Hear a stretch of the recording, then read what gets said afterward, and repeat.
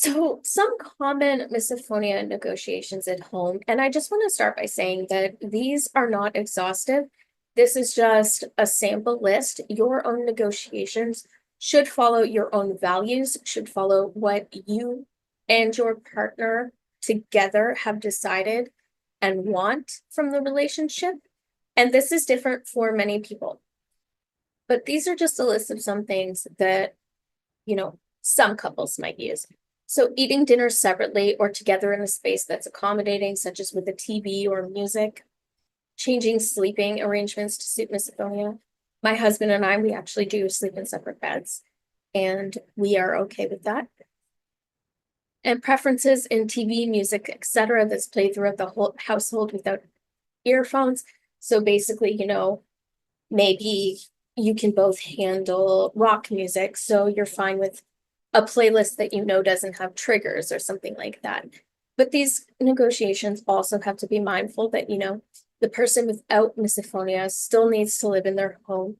So I don't want this to be like, I have misophonia, so I'm saying to you, accommodate everything, do whatever they want, because that is not a realistic way to live. And that is not, you know, conducive of a partnership. I think both people should be able to have preferences and come together and negotiate each of their own boundaries. And I do think it is very important for the ability to go into another space to calm down when necessary. And I think that can be very helpful because having a separate space dedicated to calming down is really good when things just get out of control. Because there are times when, for all our best, we've tried everything we can.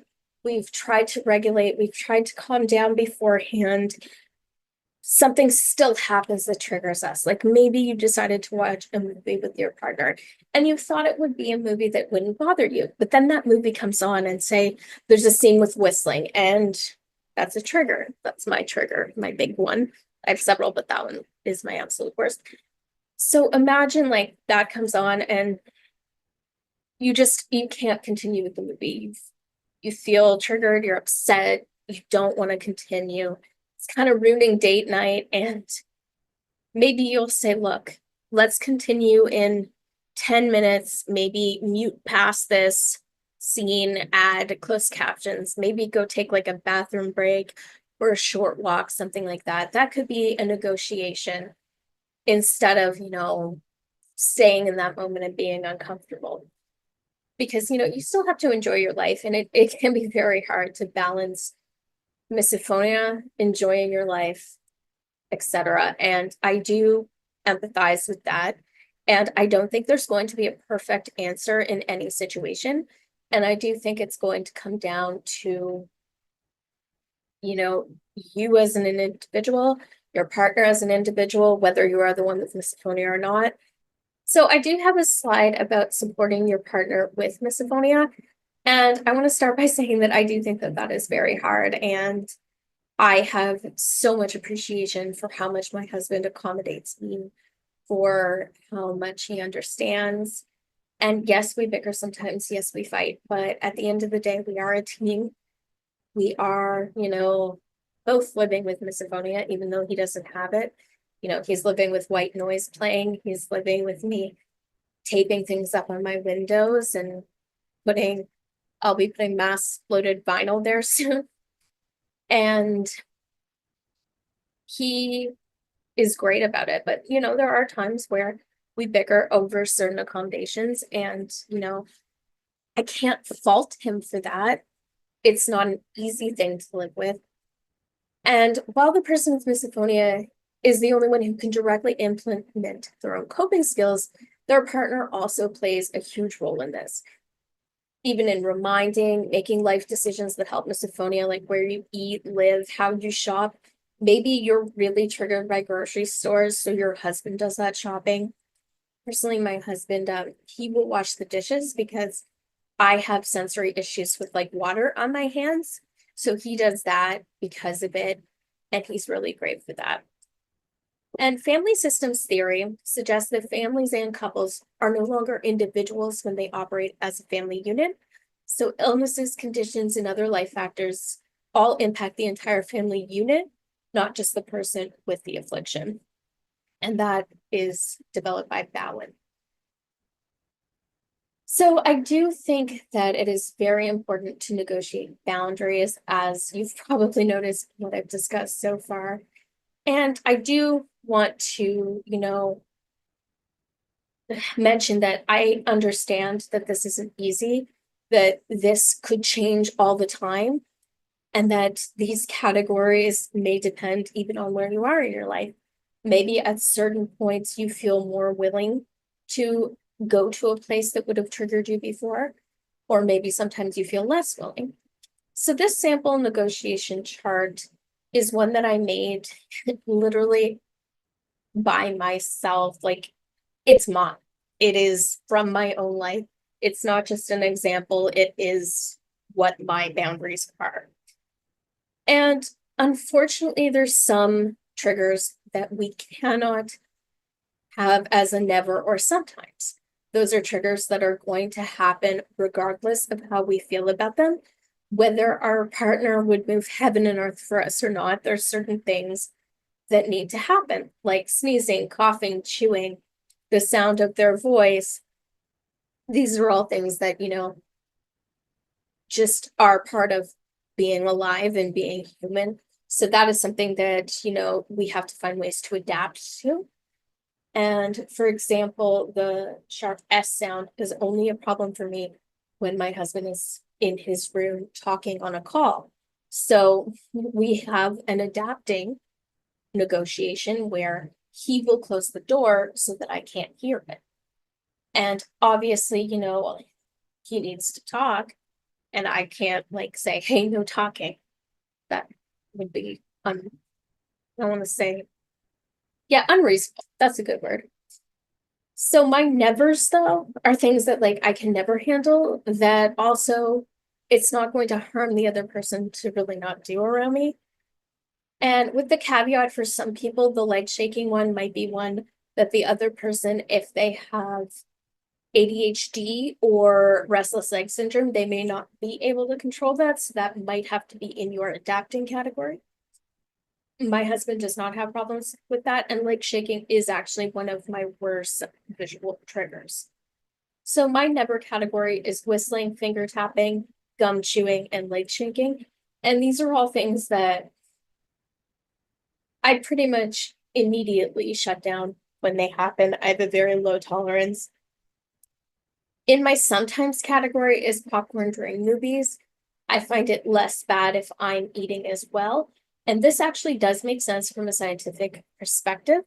Dr. Kumar actually figured out in a 2021 study that there are mirror neurons which are associated with misophonia. So this actually explains why some people with misophonia have expressed that they feel better when they mimic. So this mimicking effect seems to make us feel like we are more in tune. So there seems to be part of this where the trigger sound or visual is making us feel like we are out of tune with our bodies when we are experiencing what another is doing so deeply, but we aren't doing it ourselves. So that's where the mirror neuron part comes in, and why mimicry can be beneficial. Now, there does still need to be more research on how big of a role mirror neurons play, but it is interesting to know that that is part of the disorder. So another one of my sometimes is going to restaurants. And for me, going to restaurants isn't necessarily about the chewing. It's more the leg shaking, the random whistling, the random noises, just the hustle and bustle of it all. But there's one restaurant across the road from us that we can walk to that I sit literally in a booth hidden in a corner where I can't see any of the other chairs. And that is the one place I will go.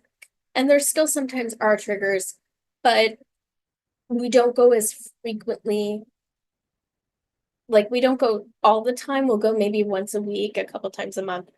So I can, live with that. Reasonable versus unreasonable requests.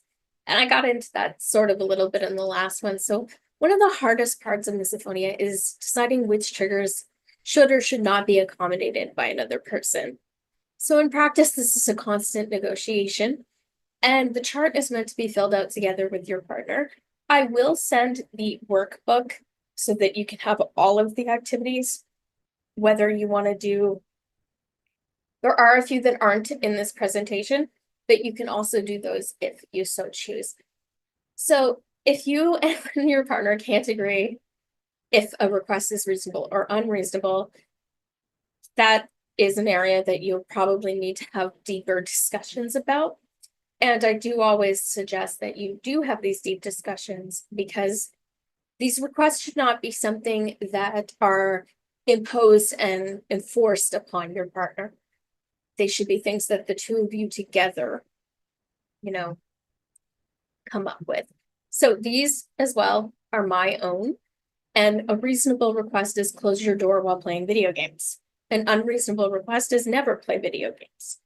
And then reasonable, eat chips in another room or with white noise playing. Unreasonable, never eat chips. Reasonable, have set times to watch movies versus eating. Unreasonable, never watch movies since one partner wants to eat throughout.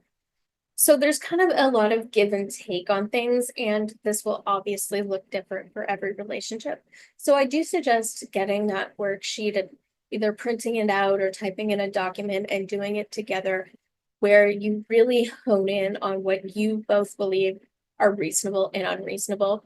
And rather than fight over ones in that moment that you don't know the answer to, maybe write that down on a separate piece of paper and come back to it later. And then maybe after some thinking, you'll be able to categorize it. Or maybe it'll be something where, if that person really wants to do it, but you're upset by it, maybe the accommodation could go further, that you go out with friends or go for a walk during that time that they want to do it. For example, maybe your partner wants to play the drums. Maybe during the time they play the drums, you have a set time where you go for a walk, or you go, hang out with a friend, something like that. So sometimes the negotiations you might have to think through a little deeper. But the main point is that it should never be, a demand or a fight, because that's really not going to get you any further. And it unfortunately does sometimes become a fight, and that's when you really have to come back together and think, okay, well, we are in this together. How can we get through this? The same as any real communication error.